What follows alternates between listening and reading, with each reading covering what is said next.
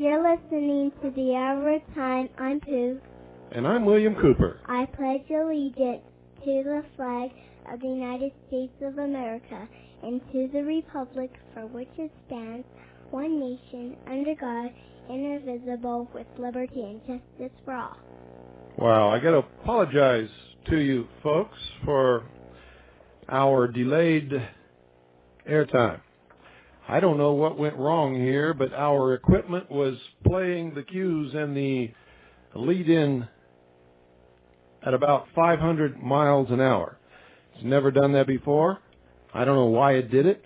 I don't even know how it did it. I'm just thankful that we're here and everything seems to be working now. Don't go away. I'll be right back. The Hour of the Time may be contacted at HOT. That's H-O-T-T, P.O. Box 940, Eager, spelled E-A-G-A-R, in the state of Arizona, 85925. Our phone number is 928-333-2942, and our website is www.houroftheTime.com.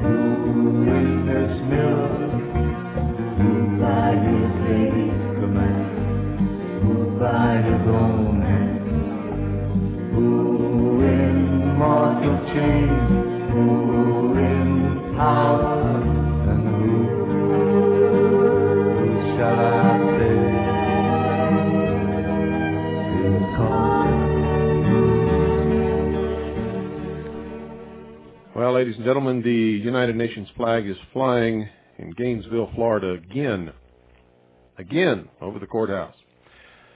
Now, in 1994, I made a plea to the American people to help us toss the UN flag out, bring it down, and discredit the United Nations Association in Gainesville, and we were successful. We did it. But they haven't learned the lesson. Another flag is flying now. So I'm going to ask you to do the same thing again. Call the Gainesville city manager tomorrow and keep calling until that flag comes down. The Gainesville city manager's number is 904-334-2011. That's 904-334-2011. Tell them we don't care if it's the 50th anniversary of the United Nations. Has nothing to do with us whatsoever. The assistant city manager is 904-334-2220. So for the rest of the numbers I'm going to read you, it's 904-334, so I'm just going to read the last four digits. Assistant city manager, 2220. The deputy city manager, 2011. That's the deputy city manager, 2011. The city commission, 2006. That's the city commission, 2006. And now, folks, a very nice ceremony took place in Oklahoma City today. Nothing to do with the bombing. Nothing whatsoever to do with the bombing. Had to do with something entirely different. This is a report from our people in Oklahoma City. I want to read it verbatim because it's very well written.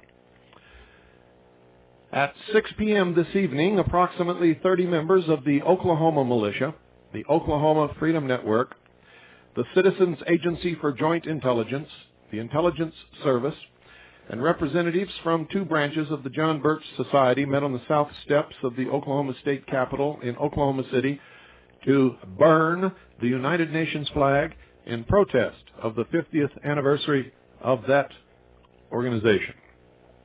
Criminal organization, if you will, attempting to destroy the sovereignty of all the nation states. Prior to the event, one of the organizers met with Capitol Police to obtain a permit to hold the small rally on the Capitol steps. He was asked what he wanted to do during the rally and told the police officer that the group intended to burn a flag. This didn't seem to bother the police any, although it at first raised a few eyebrows. The officer then asked which flag was being burned.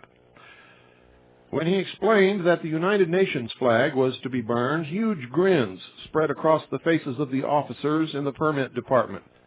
Thumbs went up around the room. One officer said, "Hurrah!" And the officer issuing the permit smiled broadly, saying, quote, "Right on," end quote, as he handed over the rally permit. Although every local television and radio station in the metro area had received advanced notice of the event, only KWTV Channel 9 sent a lone cameraman to cover the protest. Bill Bauer, one of the organizers of Oklahoma Freedom Network, was briefly interviewed during the noon newscast on KTOK radio about the protest against the United Nations. But the tone of the interview gave the impression that Mr. Bauer and his organization were laughable but harmless kooks. The media was not going to take this seriously, if they even reported it at all, which is the standard procedure for the communist news networks. And I don't care where they are, how little or big they are. If they're not telling the truth, they're the communist news networks, even in Oklahoma City.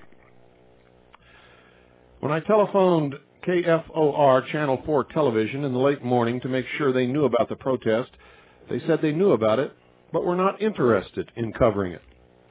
The media did everything possible to ignore the event and went out of their way to make sure that no announcements were made to inform the public about the protest.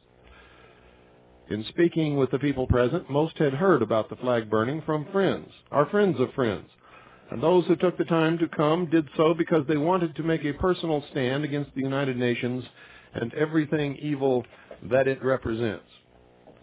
And prior to the formal opening of the brief ceremony, all participants were given a printed copy of the United Nations logo, over which was superimposed the universal No symbol.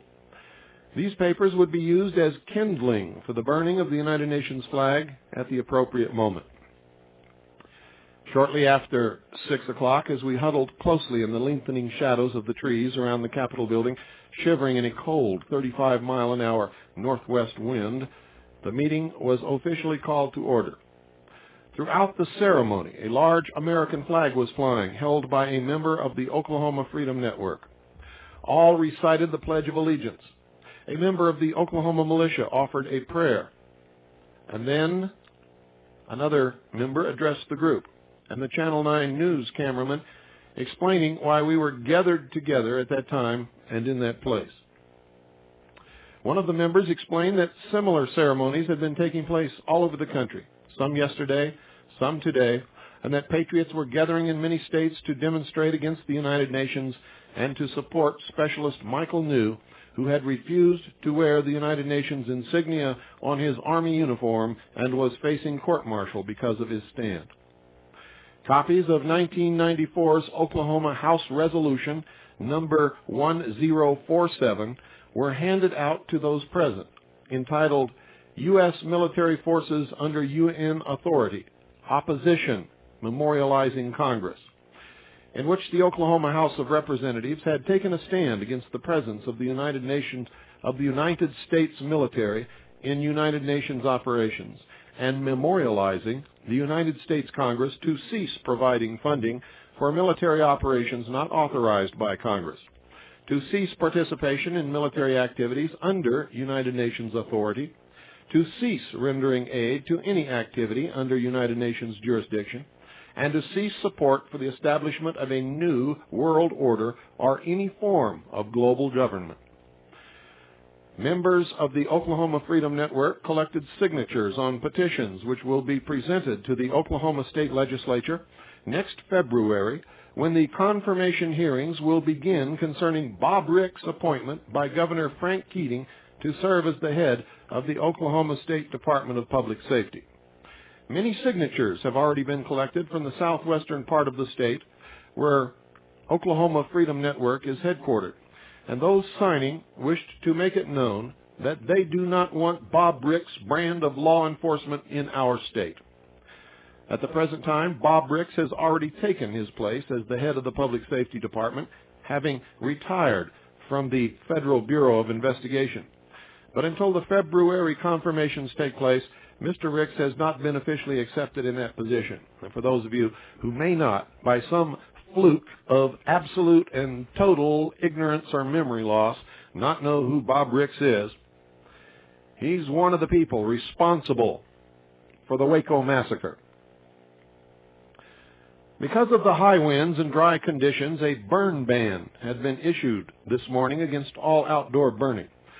But because the Capitol Police were in favor of burning the United Nations flag, and because a metal container was provided which would hold the burning flag, and appropriately it was a garbage can, the burn ban was overlooked for this ceremony.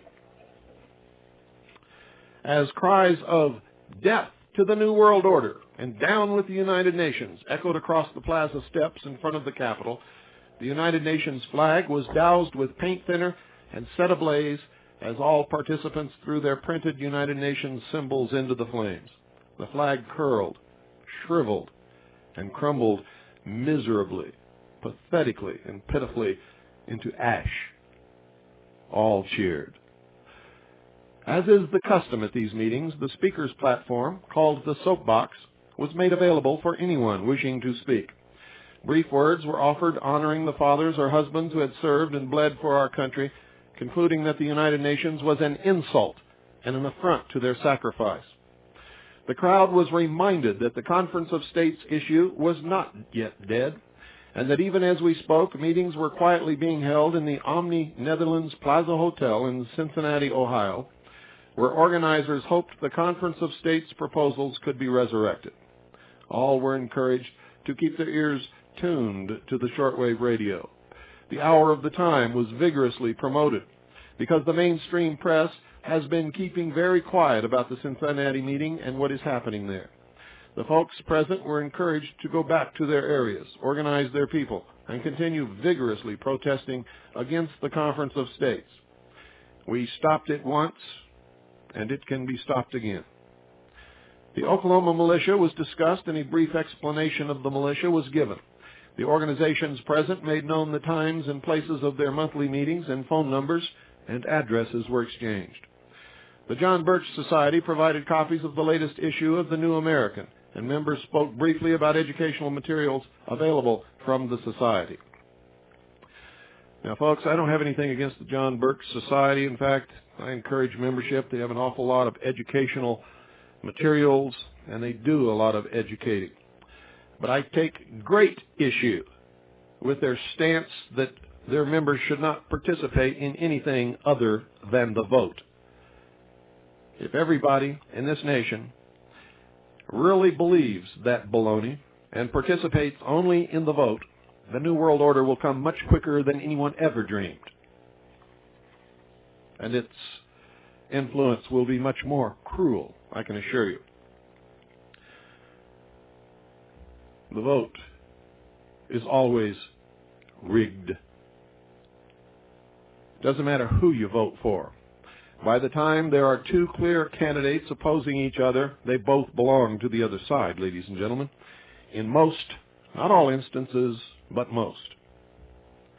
Anyone in this country today who believes that you are going to change anything in the future strictly by the vote today isn't playing with a full deck of cards. Or maybe you've taken a hint from Rush Limbaugh and you're sitting on half your brain. Or maybe you bent over the toilet and accidentally flushed it down. I don't know. But the vote is no longer the answer. Ladies and gentlemen, it should be clear. The last election should have made it clear. What's happening in the country today should make it crystal clear. Clinton is going to run unopposed, ladies and gentlemen, and the conservative vote is going to be fractured into 5 million pieces. As if it made any difference anyway. And you have people running that you're slathering all over for, who have given their oath of allegiance to foreign powers and secret societies and other agendas, most of which you're not even remotely aware of. I continue. The United Nations flag having been burned and with everyone freezing in the twilight, the meeting was adjourned and the people dispersed. It was a peaceful, orderly gathering attended by but a few dedicated souls who really care about the state of the nation and the preservation of our freedoms. And there would have been many more had it been publicized, but it was not. The day may come when the couch potatoes find themselves being served for dinner, along with the sheeple, who have become steaks on the table by choice and consent. As is always the case, those very few who give with the greatest commitment of heart will be the ones who will fight to restore our greatest way of life, liberty. It is ever thus. The numbers don't matter. This afternoon's ceremony was a symbolic act, but solid patriots need not fear that their small stands on principle automatically mean small results. When the commitment and dedication is high, and when passion energizes the courage of conviction, a few good men and women can overcome any enemy whose only motivation is a paycheck and obedience to the state. God bless you. Signed, Michelle.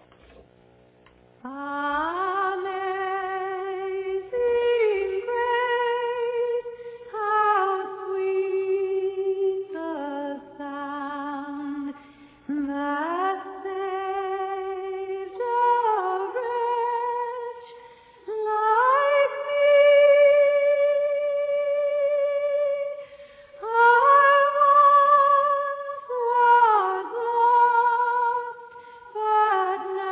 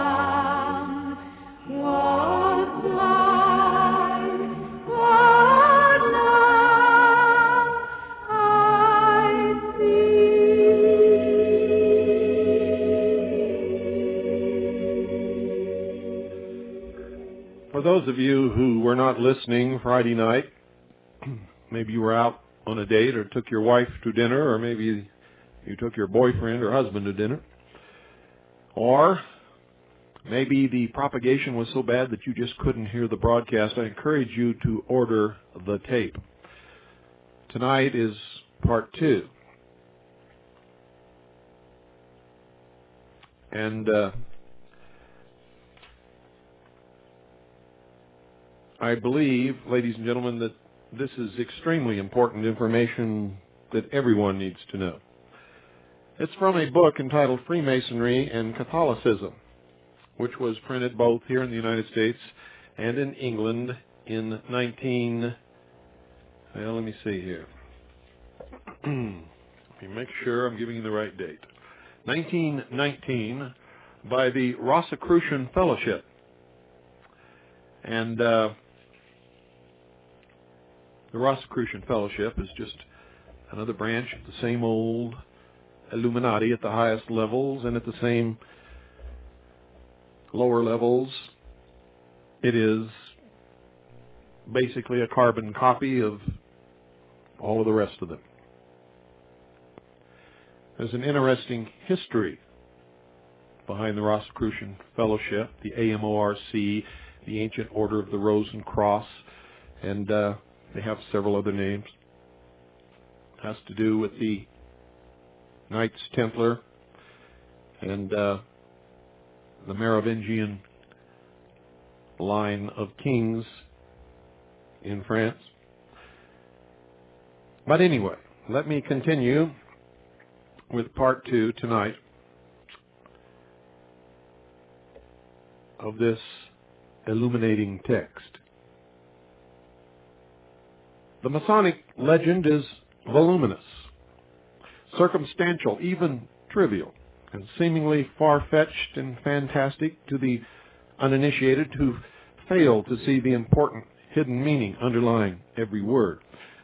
But we will give only such fragments as have a bearing upon our main subject and the explanation necessary to link them together. The events which led up to the conspiracy against the Grand Master Hiram Abiff, mentioned on Friday night, and which culminated in his murder, commenced with the arrival of the Queen of Sheba, who had been attracted to the court of Solomon by tales of his wonderful wisdom and of the splendor of the temple he was engaged in building. She is said to have come laden with gorgeous gifts, and it is stated that at first she was much impressed with the wisdom of Solomon. But even the Bible, which is written from the standpoint of the Jehovistic hierarchies, hints that she saw at the court of Solomon one that was fairer than he. And there the Bible narrative leaves her. Her marriage with Solomon was never consummated, or the name of Mason would have faded from memory long ere the present day, and humanity at large would now be docile children of the dominant church without free will, choice, or prerogative. Nor could she be permitted to wed Hiram, who represented the temporal power, or religion would have been stamped out. She must wait for the bridegroom, who shall embody within himself the combined good qualities of Solomon and Hiram, but who is purified from their weaknesses. For the Queen of Sheba is the composite soul of humanity, and at the consummation of the work of our evolutionary era, she will be the bride, while Christ, whom Paul called a high priest after the order of Melchizedek, will fill the dual office of both spiritual and temporal head, where he will be both king and priest to the eternal welfare of mankind at large, who are now in bondage either to church or state, but waiting, whether they realize it or not, for the day of emancipation, symbolically represented as the millennium, when there will be a wonderful city, a new Jerusalem, a city of peace. And the earlier this amalgamation can be brought about, the better for humanity. Therefore, an attempt was made at the time and in the place which is said in the legend to be the scene of Solomon's and Hiram's love episode. There the two initiatory orders met for the consummation of a definite work of amalgamation symbolically called the Molten Sea, a work which was then attempted for the first time. It could not have been wrought at any earlier period, for man was not sufficiently advanced at that time. However, it seemed as if the united efforts of the two schools might accomplish the task. And had it not been for the desire of each to oust the other from the affections of the symbolic Queen of Sheba, the soul of humanity, they might have succeeded. An equitable union between church and state, the cross in the crown, might have been effected, and human evolution might have been greatly furthered. But both church and state were jealous of their particular prerogative. The church would only amalgamate upon condition that she retain all her ancient power over mankind, and take in addition those of the temporal government. The state was selfish in a similar manner, and the Queen of Sheba, humanity at large, is still unwed. The Masonic legend tells the story of the attempt and its failure as follows. But first, ladies and gentlemen, we have a little business to take care of.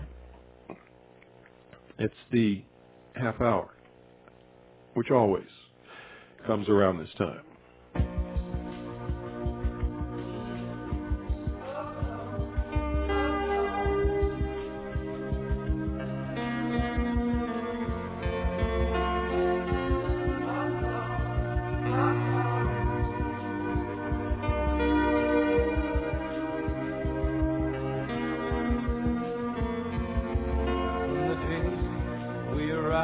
On the planet and blinking step into the sun. There's never to see, much to do. They can never done. Someday I'll be easy. Someday live and let live. But all I regret is to join the stampede. She should never take more than she in the circle of life. The will of fortune, it's the least I say. It's the battle.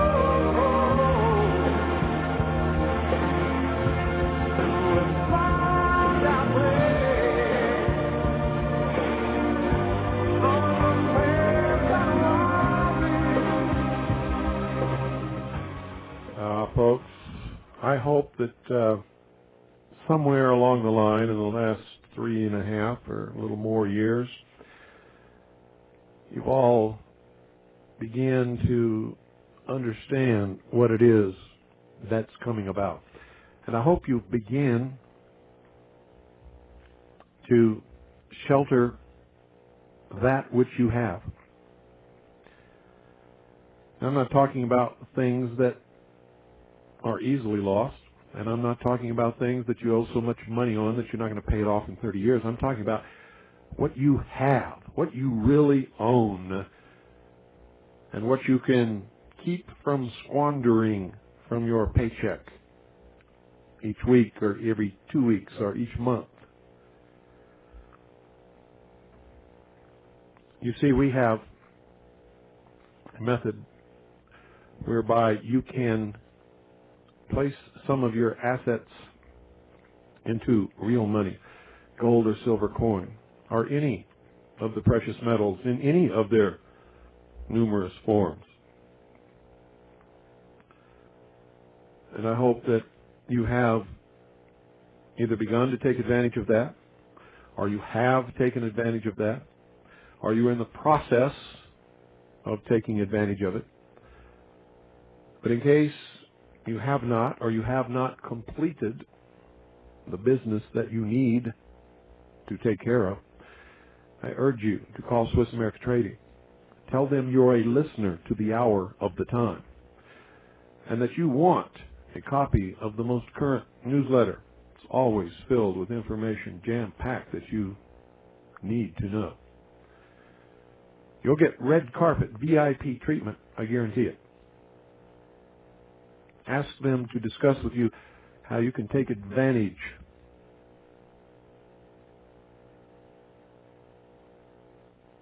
of all the different ways,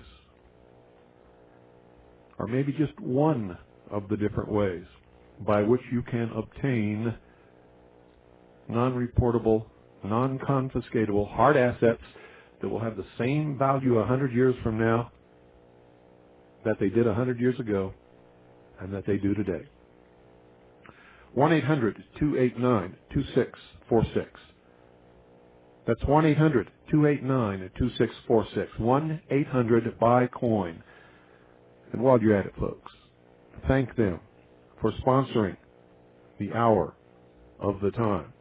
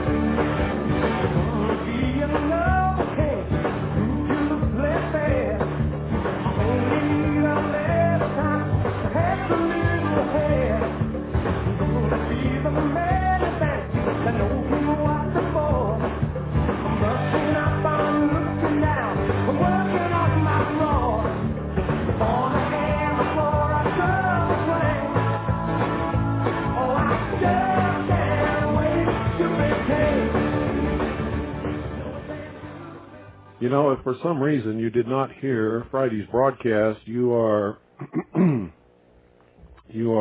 belaboring to understand what's going on tonight. You see, I laid the groundwork for this, and tonight is laying the groundwork for what's going to come tomorrow night. And then that will lay the groundwork for the night after. This is really a continuation of our Mystery Babylon series, and it's extremely important that you understand what this is all about. So if you did not hear Friday's broadcast, you must order the tape or you're lost. And you're not going to catch up, because that explained the whole foundation upon which all the rest is to follow in this series. So if you would like to have a copy of that tape, send $10. If you're not a member, the price is $10. If you are a member, either of CAGI or the Intelligence Service, the price is $8. Make sure you include your membership number with your order, so that we can make sure that you get the proper service.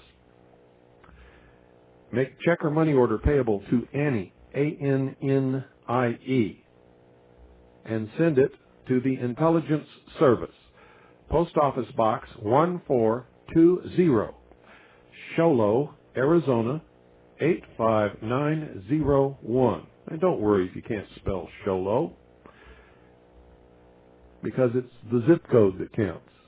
And we're not worried about all that crap that says you're not something if you are, if you use a zip code, because that's a bunch of bullshit. Okay, folks? I now continue. When the Queen of Sheba had been shown the gorgeous palace of Solomon and had bestowed her choice gifts of gold and wrought work, she asked also to be shown the great temple, which was nearing completion. She marveled much at the magnitude of the work, but wondered at the seeming absence of workmen and the stillness about the place. And she therefore requested Solomon to call the workmen, that she might see who had wrought this wonder. But though the servants of Solomon at the palace obeyed the slightest wish of the monarch, and although he had been appointed by the God Jehovah to build the temple, these workmen were not subject to his authority. They only yielded obedience to one who had the word and the sign. Therefore, no one appeared at the call of Solomon, and the Queen of Sheba could not escape the conclusion that this marvelous miracle was wrought by another, and one who was greater than Solomon. And so she insisted on knowing and seeing the king of crafts and his wonderful workmen, much to the chagrin of Solomon, who felt that he had fallen in her estimation. The Temple of Solomon is our solar universe, which forms the great school of life for our evolving humanity. The broad lines of its history, past, present, and future, are written in the stars, its main outlines being discernible to anyone of average intelligence. In the microcosmic scheme, the Temple of Solomon is also the body of man, wherein the individualized spirit, or ego, is evolving, as God is in the great universe. Work on the true temple, as we are told in 2 Corinthians 5th chapter, is wrought by invisible forces working in silence, building the temple without sound or hammer. As the Temple of Solomon was visible in all its glory to the Queen of Sheba, so the evidence of the toil of these invisible forces is easily perceived, both in the universe and in man. But they themselves keep in the background and work without ostentation. They hide from all who have not the right to see them or to command them. The relation of these nature forces to the work they do in the universe may perhaps be better understood when we use an illustration. Let us suppose that a carpenter wishes to build a house wherein to live. He selects a place whereon to build and brings the material thither. Then, with the tools of his trade, he commences to lay the foundation. Gradually the walls are put up, the roof put on, the inside completed, and the structure finished. During all the time while he is working, a dog, which is an intelligent spirit belonging to another and later life wave of evolution, watches his actions in the whole process of construction and sees the house gradually take shape and reach completion, but it lacks the proper understanding of what he is doing and of what is the ultimate purpose in his mind. Let us now suppose that the dog were unable to see the carpenter or to hear the noise made by his hammer and other tools. Then it would be in the same relation to this builder as humanity at large is to the architect of the universe and the forces which work under his command. For the dog would then see only the materials coming together slowly and taking shape, finally forming a finished structure. Humanity also sees the silent growth of plant, of beast, and of bird, but is unable to understand what causes this physical growth and the changes in the visible universe. For it does not see the immense army of invisible workmen who are silently toiling in the soundless silence to bring about these results, nor do they respond to the call of anyone who has not the sign and the word of power, no matter how high his standing or station in the world. The churchman always emphasizes the necessity of faith, while the statesman emphasizes and places his reliance on work. But when faith flowers into work, we reach the highest ideal of expression. Humanity may and does admire lofty sentiment and brilliant oratory. But when a Lincoln unbinds the shackles of a downtrodden race, or when a Luther revolts in behalf of the fretted spirits of humanity and secures religious freedom for them, the outward action of these emancipators reveals a beauty of soul never discernible in those who soar in cloudland, but fear to soil their hands by actual work on the temple of humanity. The latter are not true temple builders and would be unable to gain inspiration from the sight of that wonderful temple described by Manson in, quote, The Servant in the House, end quote. The author calls him man-son. This may mean that he regards him as the son of man, but it may also be that he meant mason. for the servant in the house, was also a temple builder. It is wonderful what insight the author of the play must have had when he planned the scene where his servant, the workman in love with his work, tells the worldly-minded churchman, who is full of platitudes and as vile as a whited sepulchre, of the temple which he, the workman, built. This conception is a mystic gem, and we append it for the reader's meditation. Quote, "I am afraid you may not consider it an altogether substantial concern. It has to be seen in a certain way under certain conditions. Some people never see it at all. You must understand that this is no dead pile of stones and unmeaning timber. It is a living thing. When you enter it, you hear a sound as of some mighty poem chanted. Listen long, and you will learn that it is made up of the beating of human hearts, of the nameless music of men's souls. That is, if you have ears. If you have eyes, you will presently see the church itself, a looming mystery of many shapes and shadows, leaping sheer from floor to dome, the work of no ordinary builder. The pillars of it go up like the brawny trunks of heroes. The sweet human flesh of men and women is molded about its bulwarks. Strong, impregnable. The faces of little children laugh out from every cornerstone. The terrible spans and arcs of it are the joined hands of comrades. And up in the heights and spaces are inscribed the numberless musings of all the dreamers in the world. It is yet building and built upon. Sometimes the work goes forward in deep darkness, sometimes in blinding light. Now beneath the burden of unutterable anguish, now to the tune of great laughter and heroic shoutings like the cry of thunder. Sometimes in the silence of the night, one may hear the tiny hammerings of the comrades at work in the dome, the comrades that have gone aloft. It is such a temple that the mystic mason is building. He endeavors to work on the temple of humanity at large. But since, and I quote, "When the rose adorns itself, it adorns the garden," he aims also to cultivate his own spiritual powers as foreshadowed in the molten sea. Solomon had already sued for the hand of the Queen of Sheba and had been accepted. So feeling that the meeting with Hiram Abiff might change her affections, he endeavored to consummate their marriage before granting her wish to meet the Grand Master. But the queen was obstinate.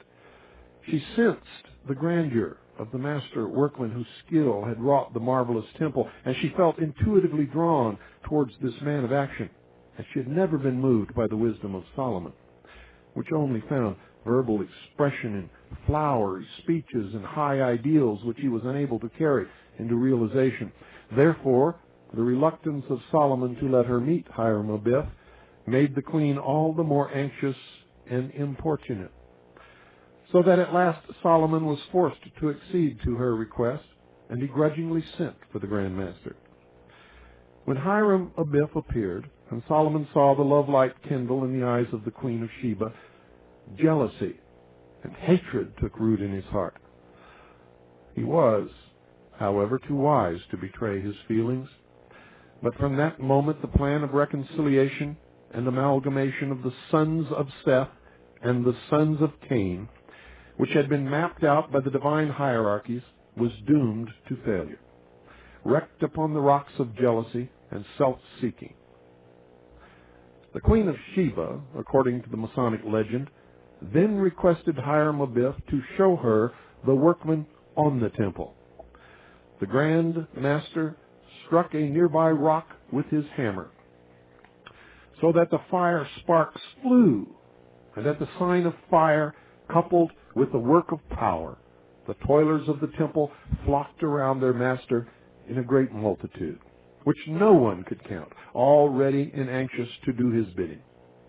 And this spectacle so impressed the Queen of Sheba with the wonderful power of this man that she determined to jilt Solomon and win the heart of Hiram-Abiff.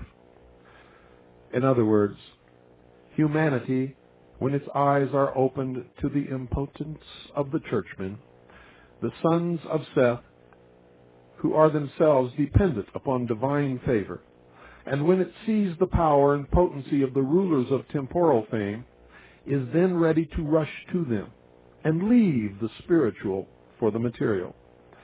This from the microcosmic angle of the matter. From the cosmic angle, our viewpoint, we note again that Solomon's temple is the solar universe, and Hiram-Abiff, the Grand Master, is the sun which travels around the 12 signs of the zodiac, enacting there the mystic drama of the Masonic legend. At the vernal equinox, the sun leaves the watery sign Pisces, which is also feminine and docile, for the belligerent and martial, energetic, fiery sign Aries, the ram, or lamb, where it is exalted in power. It fills the universe with a creative fire which is immediately seized upon by the innumerable billions of nature spirits who therewith build the temple of the coming year in forest and fen. The forces of fecundation applied to the countless seeds slumbering in the ground causes them to germinate and fill the earth with luxuriant vegetation, while the group spirits mate the beasts and birds in their charge, so that they may bring forth and increase sufficiently to keep the fauna of our planet at normal. And those of you in those few sentences may have recognized the lyrics of a song that I play quite frequently on this broadcast. According to the Masonic legend, Hiram-Abiff, the Grand Master, used a hammer to call his workmen, and it is significant that the symbol of the sign Aries, where this wonderful creative activity commences, is shaped like a double ram's horn, which also resembles a hammer. It is also worthy of notice that in the ancient Norse mythology, the Vanir, or water deities, are said to have been conquered by the Aesir, or fire gods. The hammer, wherewith the Norse god Thor struck fire from the sky, finds its counterpart in the thunderbolt of Jove. Like Hiram, the Aesir belong to the hierarchy of fire. The Lucifer spirits, the sons of Cain, striving for positive mastership through individual effort, and therefore upholding the male ideal, the phallus, the obelisk, the generative force, thought, desire, action, which is dramatically opposite to that of the hierarchy which works in the plastic element water. In the present-day temples of the latter order, magic water stands at the door, and all who enter are required to apply this lethal liquid to the point in the forehead where the spirit resides. Their reason is drowned in dictums and dogmas, and the female ideal is worshipped in the Virgin Mary. Faith is the prime factor in their salvation, the attitude of unquestioning childlike obedience being cultivated. It is different in the temple of the other order, when the candidate enters there poor, naked, and blind.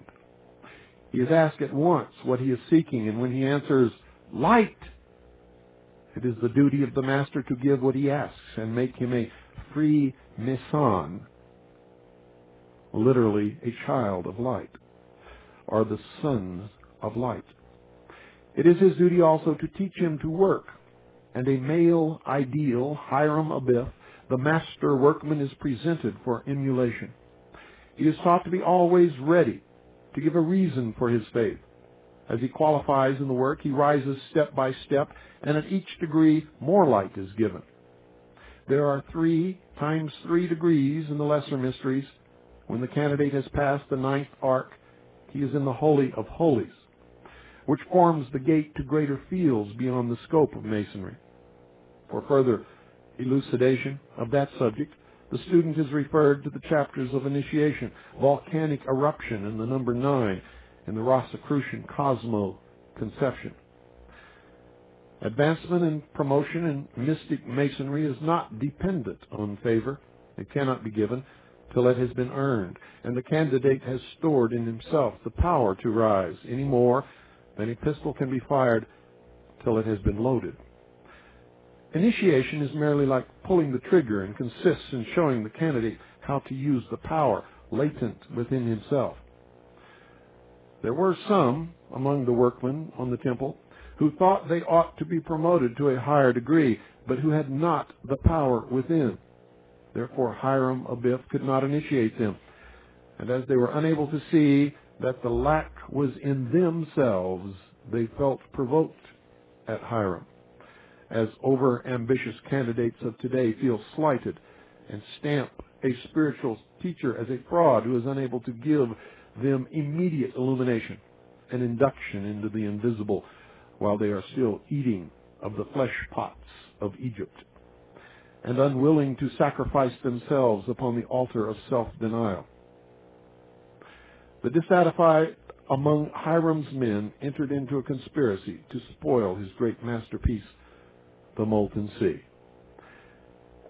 And ladies and gentlemen, we will continue tomorrow night when we begin the casting of the Molten Sea. Remember, the soul or the rose cannot perfect itself until it has been sacrificed upon the cross of life. Now, it makes no difference whether you believe this or you don't believe it, but I will tell you that those who are bringing the great changes in the world today believe every word of it. And so it matters not whether you believe it or not, whether you care about it or not, whether you laugh at it or whether you take it seriously. It will affect you. And if you do not know it, and if you do not understand it, and you stand in its way,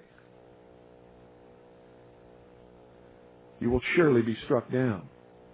You cannot fight a battle if you do not know your enemies. I'll tell you right now, it's all total, utter, and complete bullshit. It is the method of deceiving those in the lower levels so that they may be controlled through the process of the degrees of initiation. Then it weeds out those who cannot be trusted and allows only those who can to reach the highest levels. Good night, ladies and gentlemen. Don't miss tomorrow night, and God bless you all.